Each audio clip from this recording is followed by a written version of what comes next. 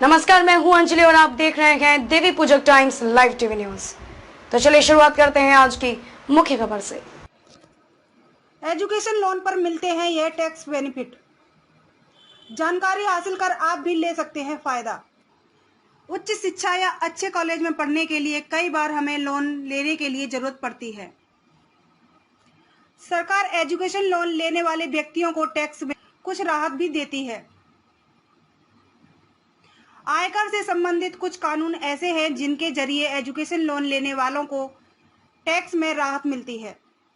आइए जानते हैं कि एजुकेशन लोन लेने पर किस तरह से टैक्स में छूट मिलती है। आप हर साल अधिकतम 2 बच्चों के मामलों में उनकी पढ़ाई के शुल्क के लिए 1.5 लाख रुपए तक की कटौती का दावा कर सकते हैं। यह कटौती भविष्य निधि योगदान और पीपीएफ, होम लोन, जीवन बीमा प्रीमियम आदि के साथ उपलब्ध है।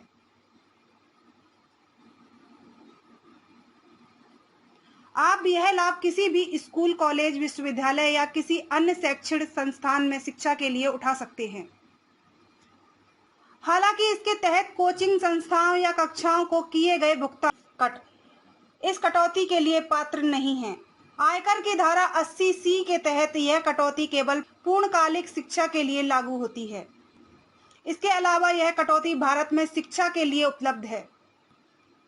आप भारत से बाहर शिक्षा के लिए भुगतान किए गए शुल्क के लिए कटौती का दावा नहीं कर सकते हैं।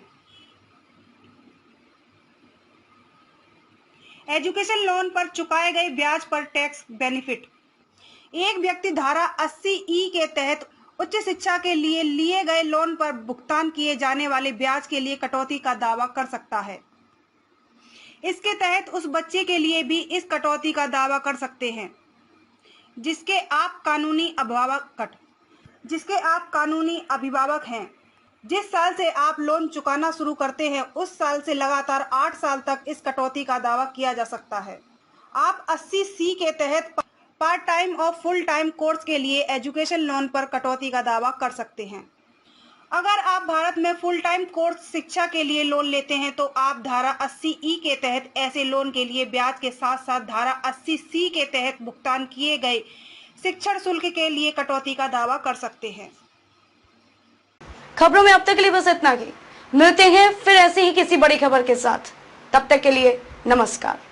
सब्सक्राइब कीजिए हमारे YouTube चैनल देवी पूजक टाइम्स को और बेल आइकन को प्रेस कर दीजिए जिससे आपको हर एक अपडेट सबसे पहले